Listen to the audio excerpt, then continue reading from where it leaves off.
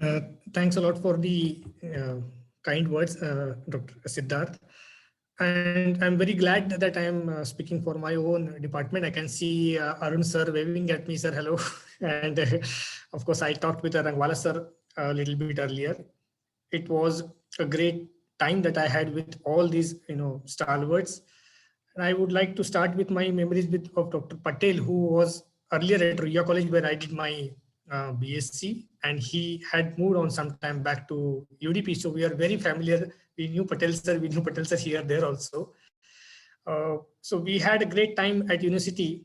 Uh, Patel sir was the head of the division, and everybody was so involved with us, and they used to catch us every now and then. So many interactions were there. It was a great time at UDP. What all I learned, subsequently, what all I have implemented is exactly what I learned with my faculty member, my professors at the University Department of Physics, and I'm extremely thankful to all of them for making our fundamentals so nice, so strong. We used to do lots of time pass. We used to go around and they used to catch us and say, kiya ki nahi kiya. We'll do it. So those days we were also like regular students trying to do the assignments, sitting together. But then they insisted on us that you should take up your activities, you should do independent projects, you should put on more efforts to reading on your own.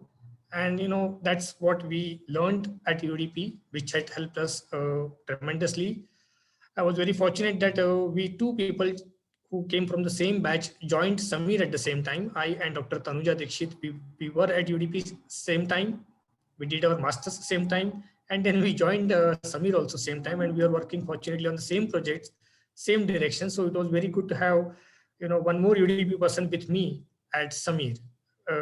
So I would like to thank all my teachers at university who taught me during my post graduation at UDP, and I am what all I am because of their support. I am working for Khagol Mandal since 1990. I started as a telescope volunteer, and I continued on to become the national coordinator for Astronomy Olympiad for some time. I did lots of Astronomy Olympiad activity in the 2006-2007 days. Then I focused on the uh, informal teaching of astronomy to rural areas. So nowadays, governmental goes to most of the rural areas and teach astronomy in the local languages all over the state and many parts of the country. So our outreach has now diversified to small villages rather than focusing on big cities. We are coming with our own observatory now. So those who are having astronomy inclination will also get a good opportunity in near time when our observatory becomes functional. It will be amateur astronomers observatory for anybody who wants to learn advanced astro physics techniques with us.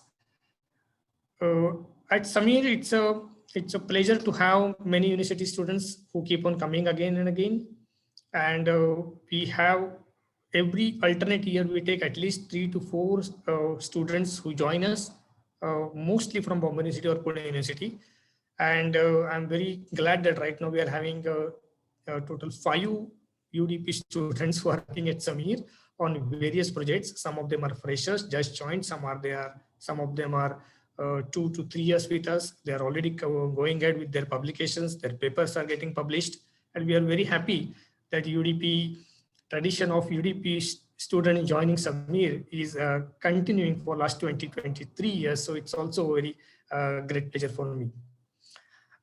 Just to begin with, I would like to also thank Misra Madam, who has told me she'll be joining a little bit late. She was my project guide during my MSc days, and she has helped me shape my career.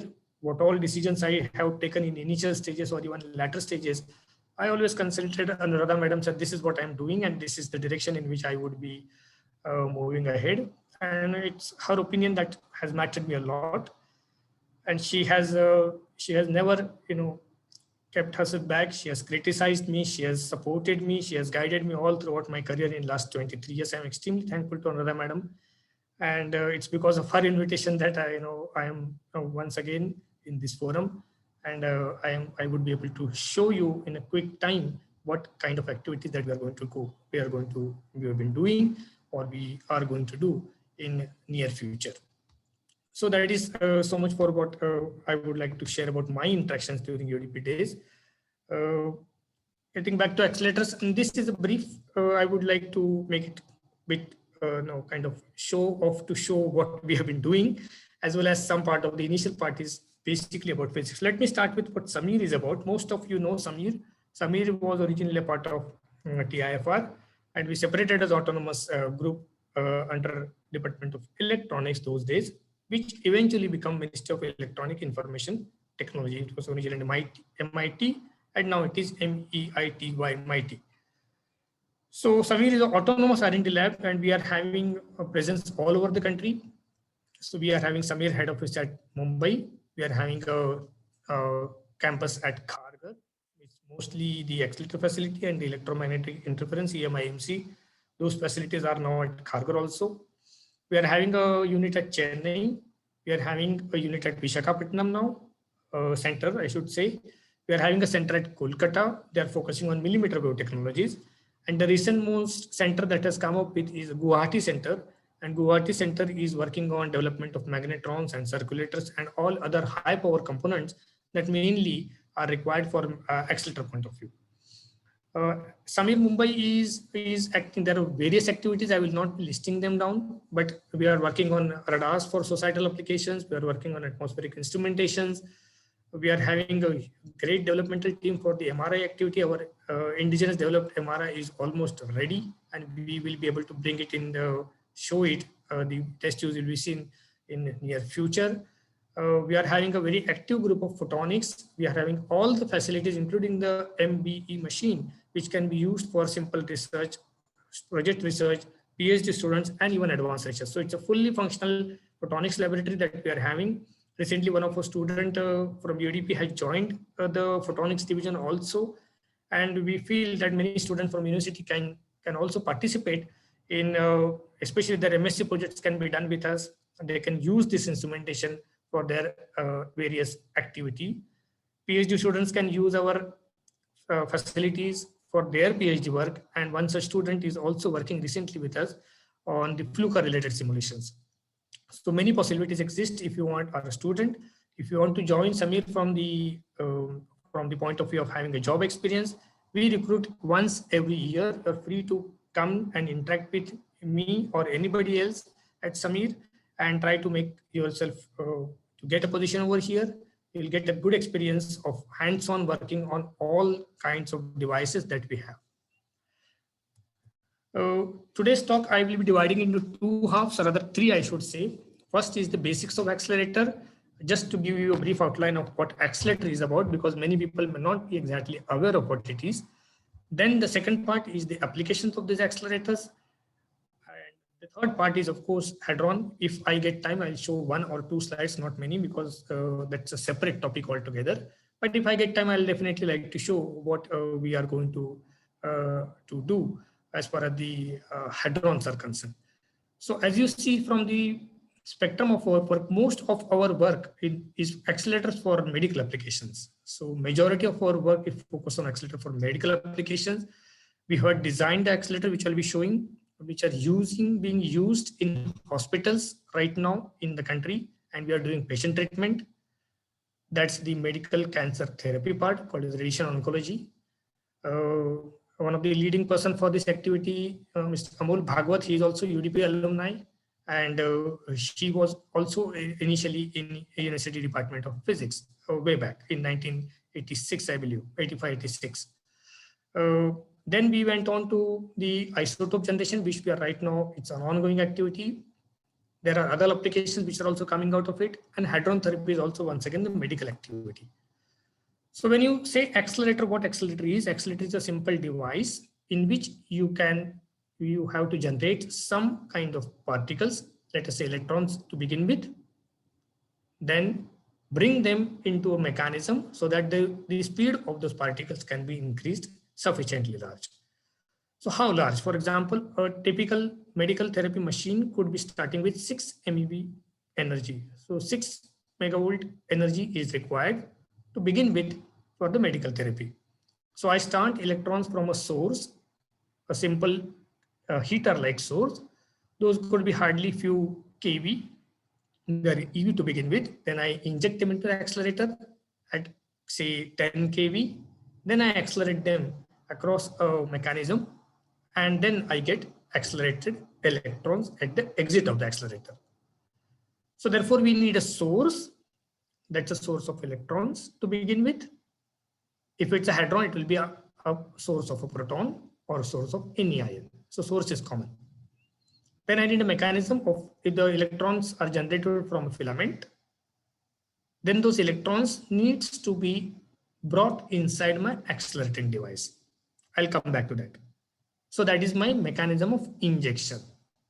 So I'm generating, then I'm injecting, then I need to trap them, and then I need to accelerate them. So this is the, by and large, the crux of how an accelerator is going to function. And then you can play around with all kinds of parameters and come up with a design. The first comes, of course, the physics design, then the engineering design, then you have to make it. And then you have to use it and test it, and then finally use it for some application. That is how SAMIR at least operates. So we are having a source, and the source could be a thermionic source, or it could be a photoemitter source. A thermionic source is like our regular 60 watt filament bulb. It's nothing but a small heater.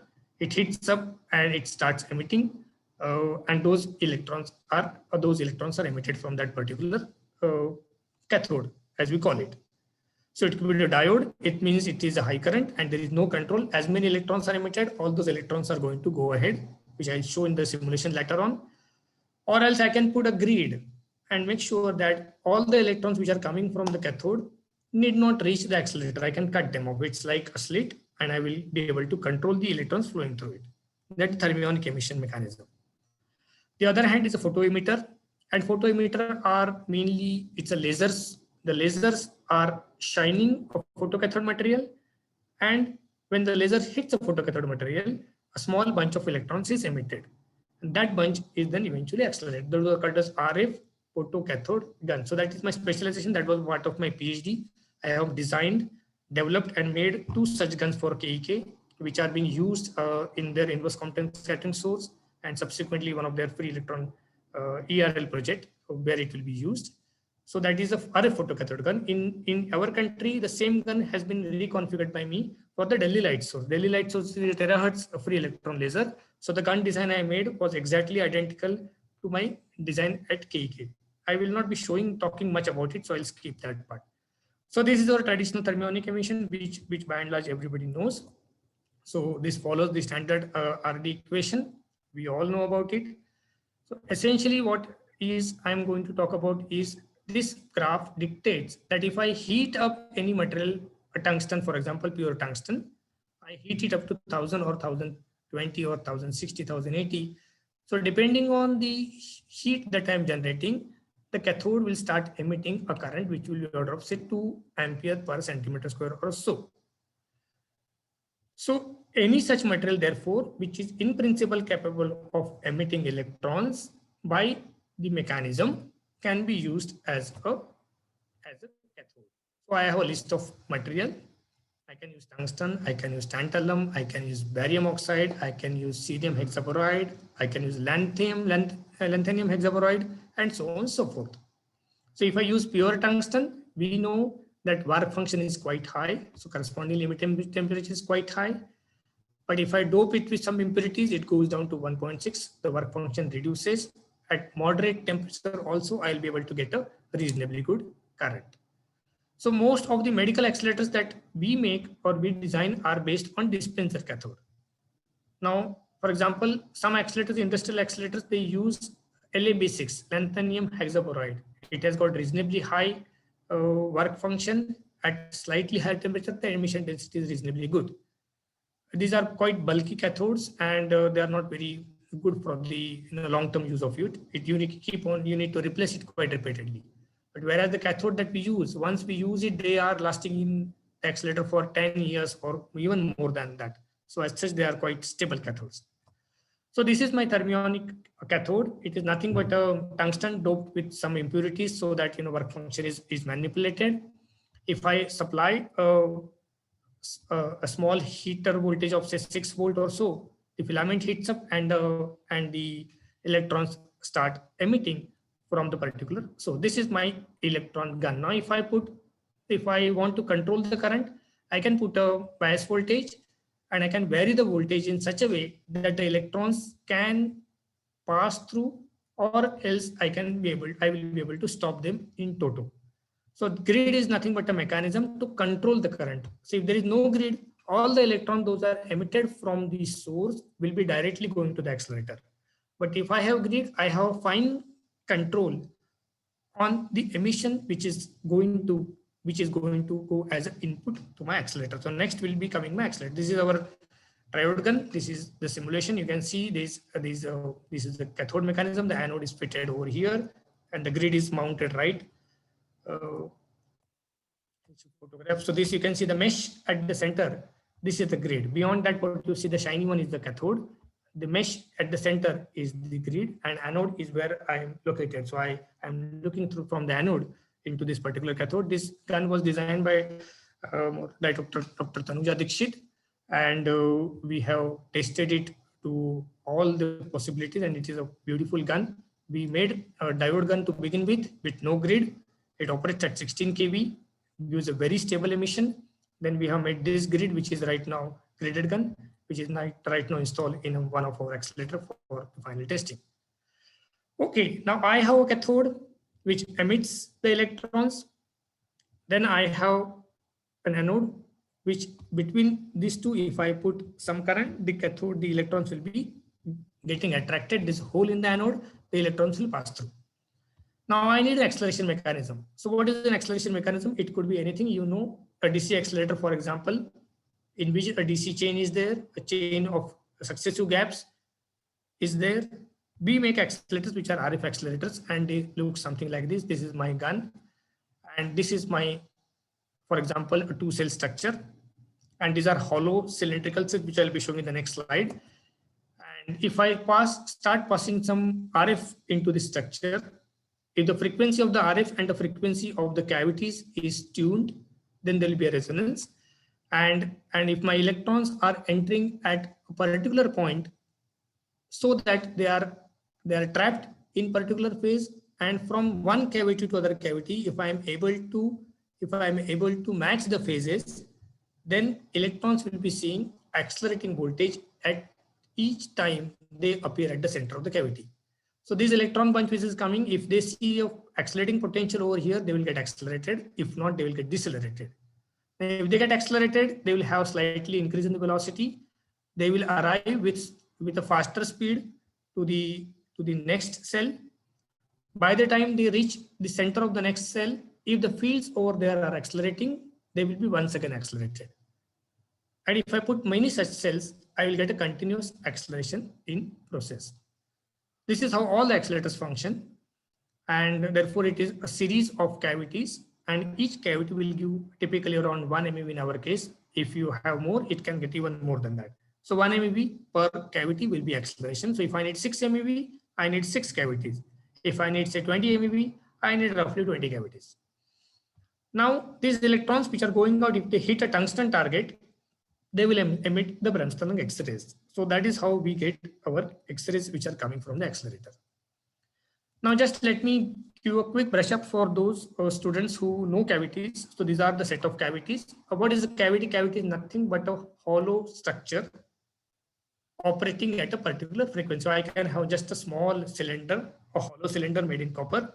Inside there will be vacuum. Now because it has got a diameter and it has got a particular length, so I can define its frequency, and that frequency is the frequency at which it will be operating. So if I'm having a source is an RF source in which power is going to the cavity, the power is also operating at the same frequency. Let me say 3 gigahertz. So the power is going inside the cavity at 3 gigahertz. That means it is oscillating at 3 into 10 to the 9 per second. And the cavity is, the power is going inside the cavity, and it is keep on oscillating as we seen in the earlier slide. Now, if I'm having only one cell, this cell will take up the power, and the cavity, the electron will start at this end and come out of over here. It will get say 1 MeV. Now, if I want to have more cavities, more acceleration, I need many such cells. But in that case, I will need many such power devices. One power over here, one power over here, one power here, and so on and so forth. So I don't do it. What we do is we just couple the power from one cavity to other cavity. So then essentially we couple the cavities together. Therefore, such a structure is called as coupled structure, coupled cavity structure, CCL, coupled cavity LANAC in my case. So this is one of the option in which I am putting a slot, a coupling slot over here. The power is coupling from here to here. The other option is it couples from the center itself. So the beam is going around here and the power is also flying from here. So this is the on-axis coupling and this is the off-axis coupling. So I can have two variations, on-axis coupling or off-axis coupling. It is just a terminology.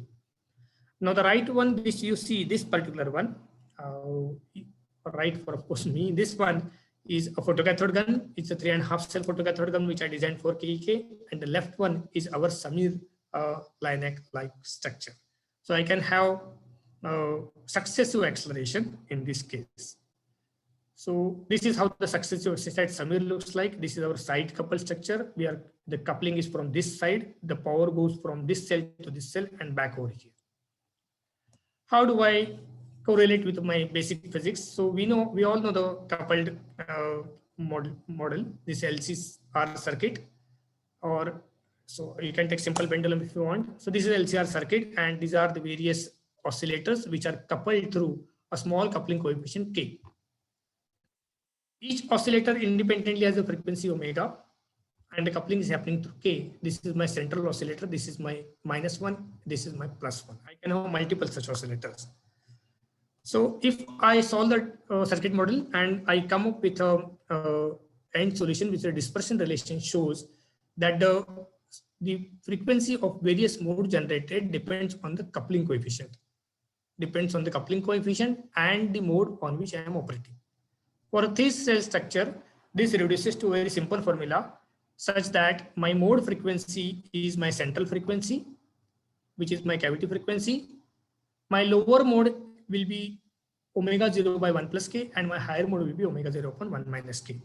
So if my central frequency is around 3 gigahertz, then my lower frequency, which is 0 mode, will be around 295054, and higher frequency will be around 3044, depending on the coupling. If my coupling changes, of course, F0 and F5 will change.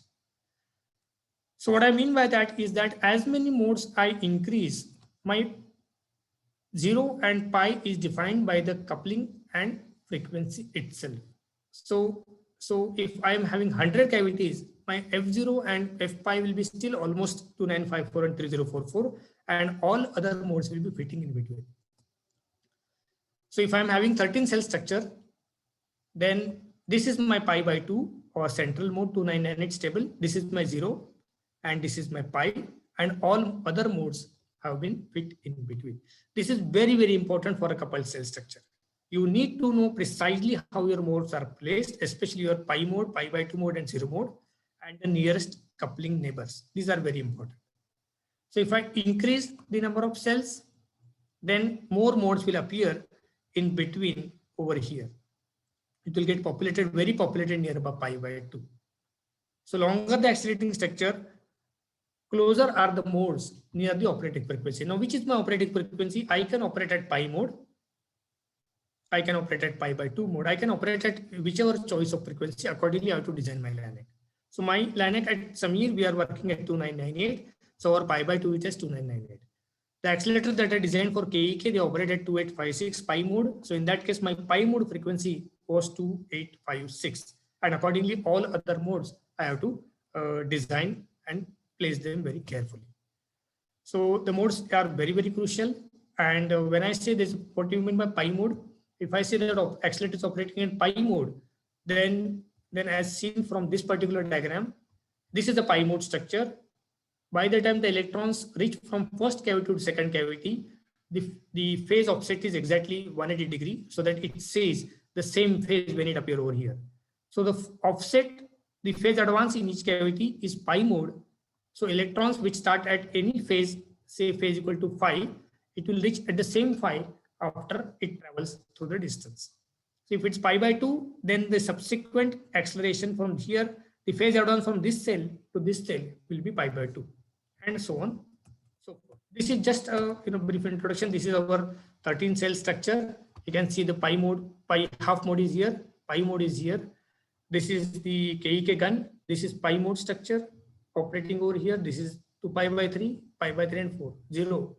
So there are 4 modes in this particular accelerator. So once you get into accelerator physics, your most important concern is how beautifully you are tuning your mode number 0, mode number or mode of operation, I should say, pi by 2 or pi, or 2 pi by 3 in case of slack, or 5 pi by 6 in case of the new sun design. So basically where you are placing yourself, you have to first decide and then accordingly design the entire accelerator. It's a quite cumbersome job. You have to go through a lot many process. You have to do a lot many simulations also. This is the 3.5 cell gun which I made for KEK during the operation. And these are the modes: 0, advanced, no net acceleration, pi by 2, very stable, 2 pi by 3, almost all traveling accelerators are operating in this particular mode. Slack 2 pi by 3 is a very standard configuration for 3-meter traveling wave constant gradient or constant impedance accelerator. Pi mode, very, very efficient, but very sensitive. So I have done designs on pi by 2 and pi mode only as of now. I have never touched to pi by 3 till now. So pi mode, very, very difficult to operate. Great results. You can get extremely large acceleration gradient, but very, very difficult to operate. The most maximum part of my work in last 23 years is focused on pi by 2, and that to a side coupled pi by 2, which you see down over here. This is, I should say, my bread and butter, and it is one of the most elegant, one of the toughest LINAC to be made, one of the most compact and one of the most efficient accelerators to be made. Samir we have mastered this accelerator. We can design it in any particular direction that you want, any energies. So we are now, I would proudly say that we have understood reasonably well the pi by 2 structure. We can design it for anybody, for any applications.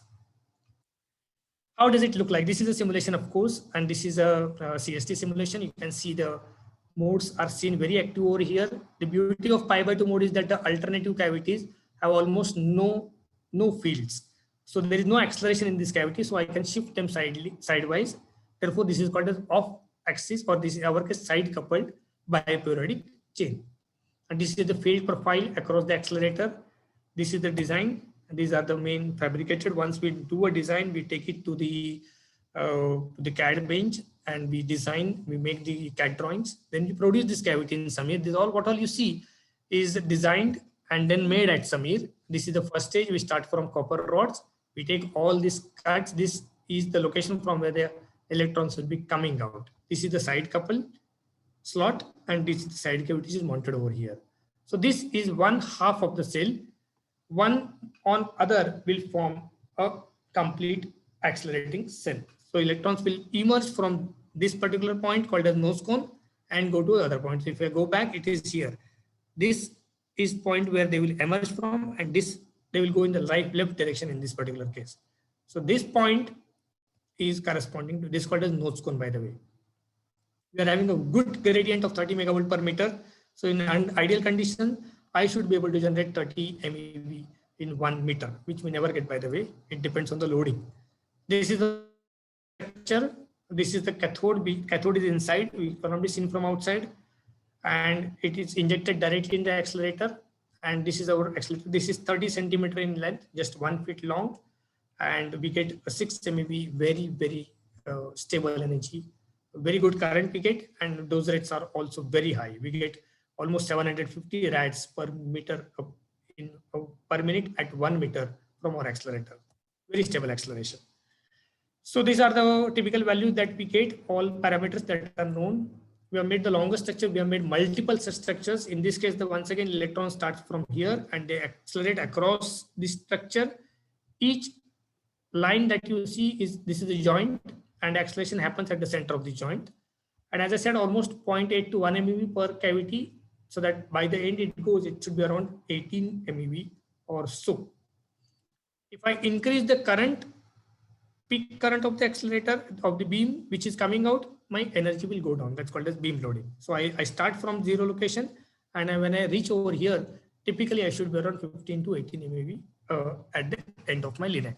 So what all you see, everything is designed by us, made by us, braced, characterized, tuned, everything we do at Samir. We don't, this thing does not go out of Samir unless it goes to some user site. And then it's got beautiful vacuum inside. So we need a vacuum mechanism. So we have got a vacuum creating devices. We have got a main way to hold the vacuum. This pump holds the vacuum, is also indicated for us. So this is how our accelerator looks like. This is the gun, which I was talking about. All the parameters for those who are interested. These are the cavities. This is the target which I mentioned. It is nothing but a small tungsten disc of around 4 millimeter in this case. It depends on the energy. For 6 MeV, we have 1.6 millimeter thickness. For 15 MeV, we are using 4 millimeter. For 30 MeV, this 6 millimeter correspond. 4 millimeter is the thickness. For 30 MeV, it will be around 6 millimeter. And this is the window which I did not talk much, but we have to have very good vacuum inside the accelerator. But outside, it could be high pressure. Outside, it says from where the power is going inside. So there could be high pressure. So to maintain the vacuum inside, we create a window, and this window is made up of ceramic. So the micros can pass through the ceramic discs. They're transparent with almost no loss, and those will enter the accelerator. So the window will keep very good vacuum of the order of 10 to the power minus 9 torr inside, and very high pressure, which is of the order of 28 or 30 psi on the RF side. So this is how our accelerator structure looks like. Very beautiful, very easy to understand. These are all the technical parameters for those who are following from the technical point of view. These are the currents, and in not show it's very good current. We make everything. So this is the modulator that our modulator team has made. The Klystone is imported. These are the parameters for modulator. This is the source. The Klystone is the source from where the power is generated, and this enters the accelerating structure. And we make consoles also. I did not put a photograph, but the FPGA based control console are also made by our own team, and it ensures that entire accelerator with all its interlock is functional perfectly well. Now, these many technologies are involved in making of such accelerating structure. Physics, of course, to begin with, for making the entire design, the mechanical to translate the physics designs into the actual hardware. Electrical, this is the high power modulator is there. We have to generate extremely high currents. And what do you mean by extremely high currents? Say around 100 ampere or even more than that, 153 for the larger case, and very high voltages, 60 kV for the magnetron supplies and 120 kV for the Klystone supplies. So this is what the high power people do.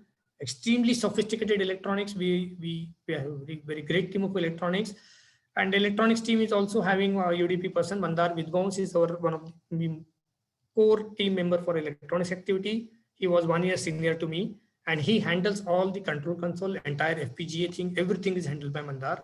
So he is also from our department.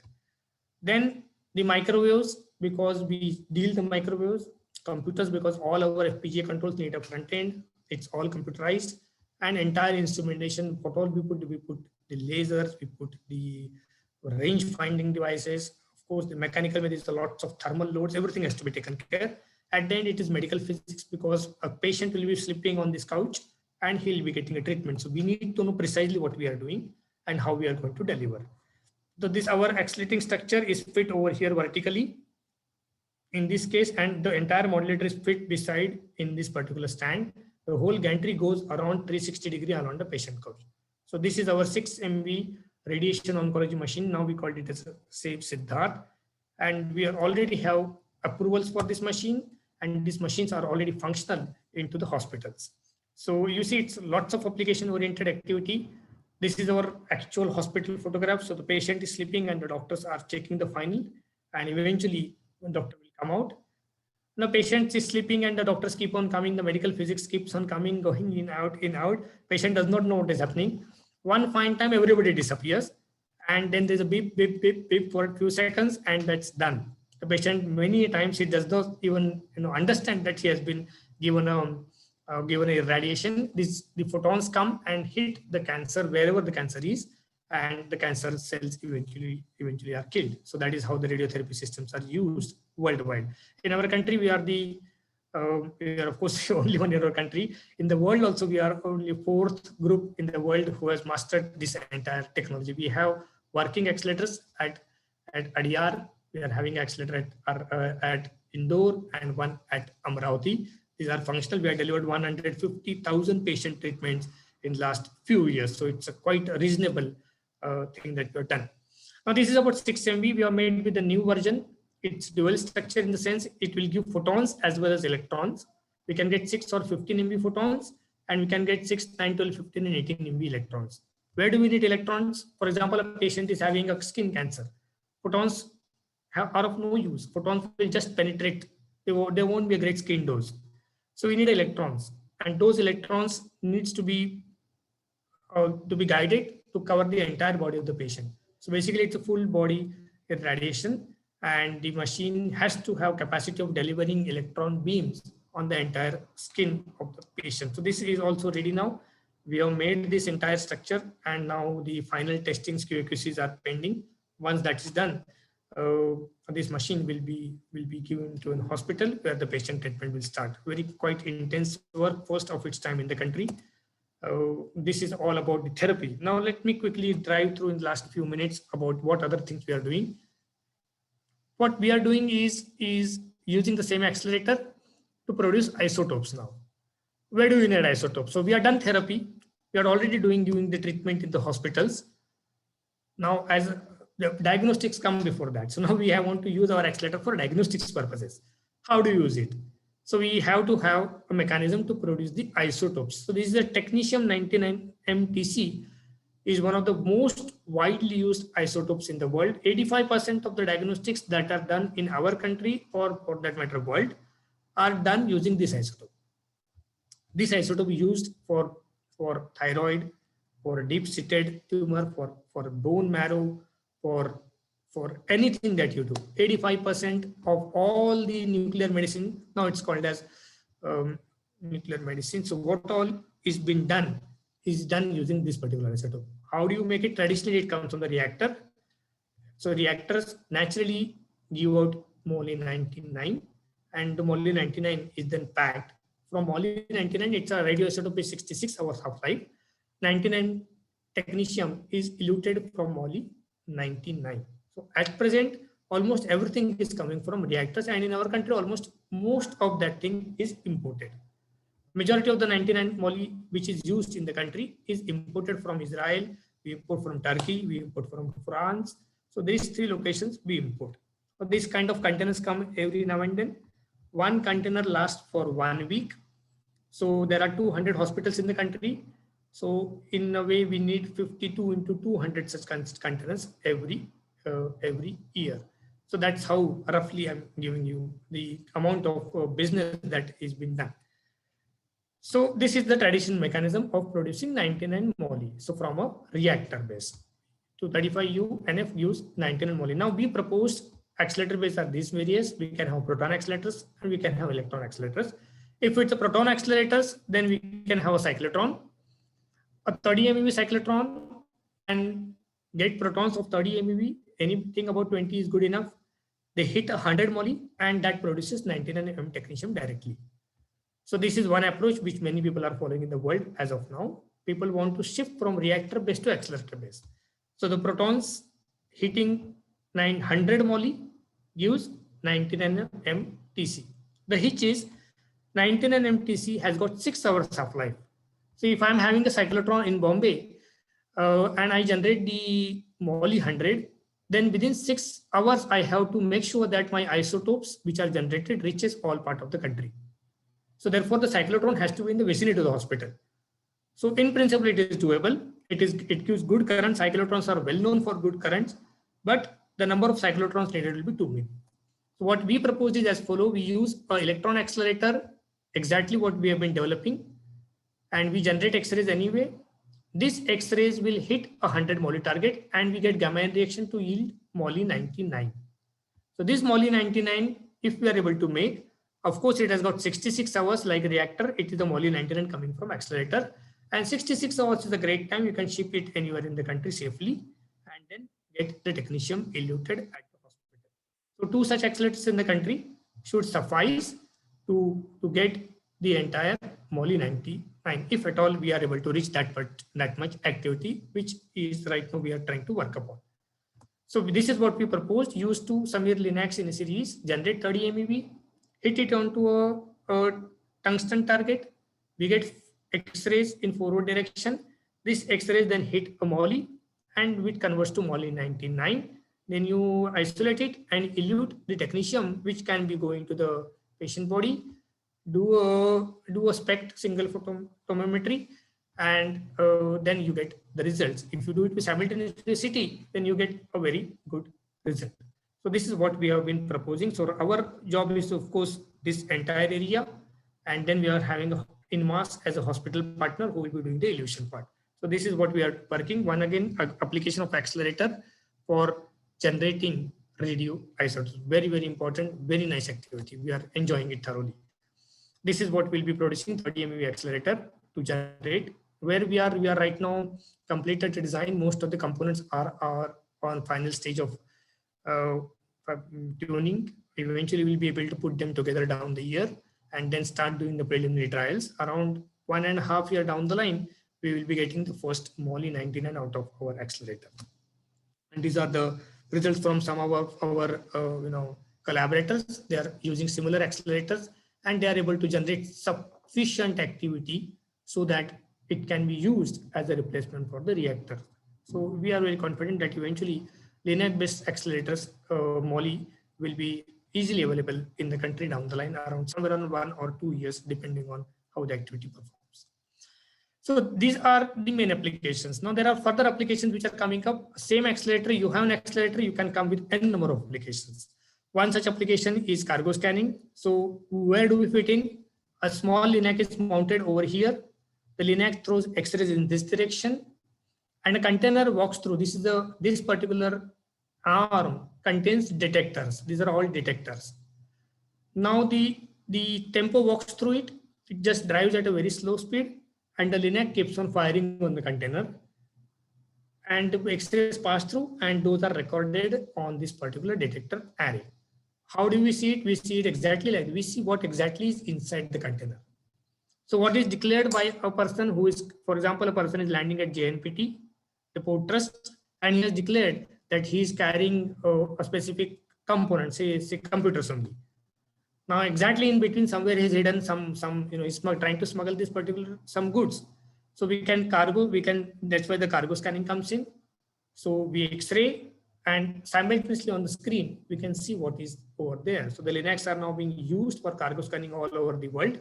So these are the results which we will eventually try out, and this is one application. The other application which we are also thinking at present very nicely is water treatment. Can we use the LINAC for treating the effluent from an industry? How it is done? For example, there is a chemical industry, MIDC is there. Now they create lots of toxic water, lots of toxic waste. What do we do? We just do some basic cleaning, and then many times it gets leaked out. It creates lots of problems. What do we do? What we propose is as follow: put this particular water and irradiate using electron beam of only 1 MeV, but very high current. So if you do it, then it is possible to show that the subsequent toxic materials can be broken down, and then by various methods of filtration, the effluent can be cleaned to a reasonably good level. It won't be a drinking water for sure, but it will be so good water that it can be used for various other applications. So that is one of the activity that we are doing lots of studies on it, research on it, and we are collaborating with IIT Bombay and physics department. And this activity is one of the very good activity that we see. We have to make only 1 MeV accelerator, and this accelerator, the beam will enter directly in the water, and these particular components which are hazardous will be broken into safe components, and then we can correlate, we can streamline, we can separate, and then we can filter out this water, and then we can establish industrial water cleaning mechanism using linear electron accelerator. Traditionally, people use DC accelerators for such activity, as shown in this particular cartoon. This is the DC accelerator. This is a huge structure of 2 meter high structure with lots of power requirement. So if I put a LINAC, then it will be just 2 cell structure, that is 10 centimeter structure. So if I use a LINAC, then I can fit a 10 centimeter structure and do exactly what this particular accelerator is doing. So therefore, RF accelerators are getting quite a good prominence in this particular activity. Are there more applications? There are n number of applications. You want a food irradiation, we can do it. You want polymer irradiation, we can do it. You want diamond coloring, we can do it. What about research applications? Say, for example, we are having a university setup and university students want a research accelerator. That is what precisely we are doing with one or two universities and one of the IITs. Design an accelerator, and this accelerator is a test accelerator. The students can play around. They can design many components. They can put the components in the accelerator. Those who are accelerator physics students, those who are material science students, they can do irradiation. It's a very small structure. It needs just one small room of 10 meters, and it can be used for n number of research applications. The cost is also not very high. So what we are saying is that such university accelerator should be made available at university levels, at various eminent universities in the country, so that lot many students learn accelerators to begin with. They are having an accelerator with them. Those of material science students have a material testing facility at their own university departments. So that makes a big difference. It is useful for chemistry, it is used for physics, it is used for metallurgy, it can be used for various applications.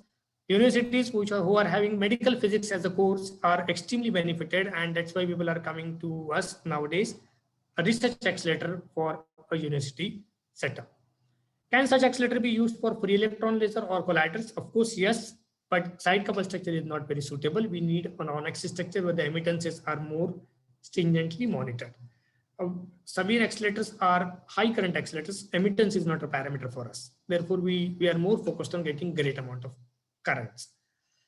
So coming back to, I'll just conclude in a few minutes, coming back to the cancer part, and that is where I want to attract the attention of all the students who are listening to this particular talk. Cancer is one of the big problem for our country, not our country, but for the entire world. Now, because of the current pandemic of COVID, or COVID is in extreme, everybody is worried about COVID. No doubt COVID is extremely viral, extremely dangerous disease.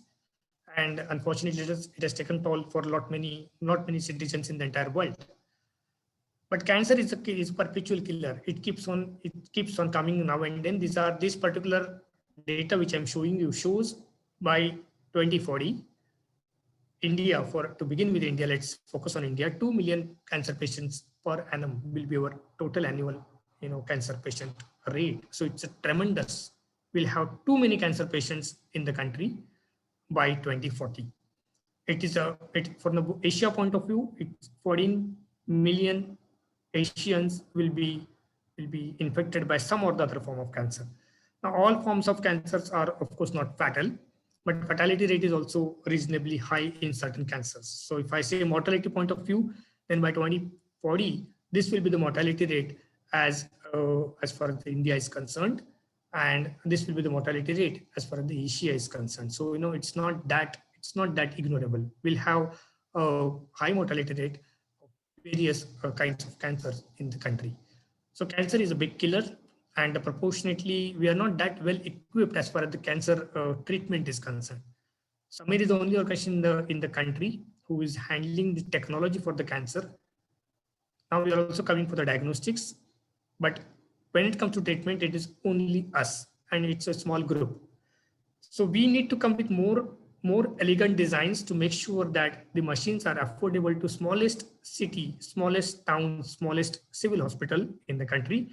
Then this situation is going to change. For example, if I show you the distribution of the radiotherapy centers worldwide, and I would say in India, with the current load that I showed, 1 million or more patient load that I showed, we are having only one machine per 2 million population. So it's extremely bad. We are outrun. Our facilities are overburdened.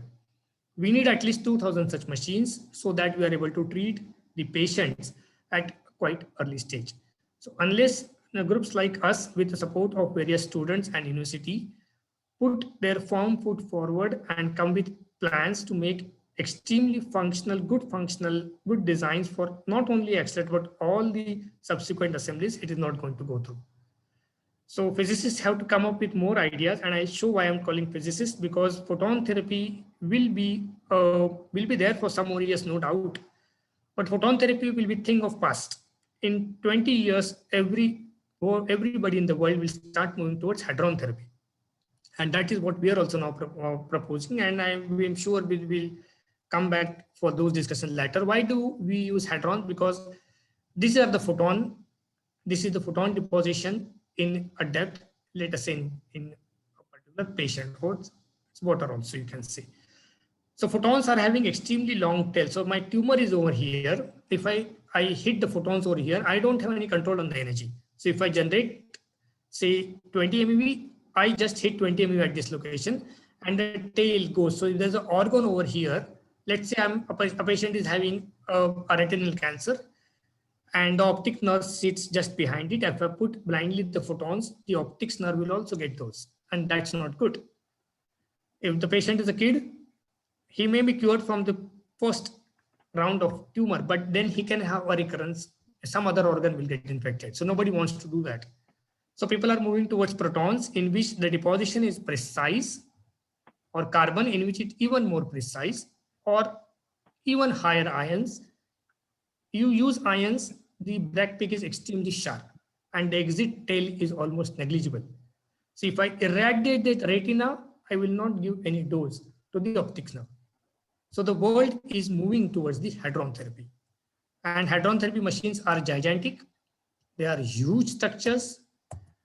Like this, it's a cyclotron from IBA, which is now being installed at Tata Memorial Actech Center at Kharghar. Apollo Hospital, Chennai, only 2 machines are there in the country. Apollo is functional. Tata will be functional down this year. Huge machine, beautiful machine, but only protons. The carbon are even bigger. This is a typical carbon machine at HITS. Nowadays, Toshiba makes it on a commercial scale. 70 meters is the circumference, and delivers carbon in any direction. So we have proposed a very elegant machine. It's one of the fastest machine in the world. The traditional machines that I showed you give the dose, entire dose deposition is done in 2 to 3 seconds. The design which we have proposed gives the entire dose in 50 milliseconds.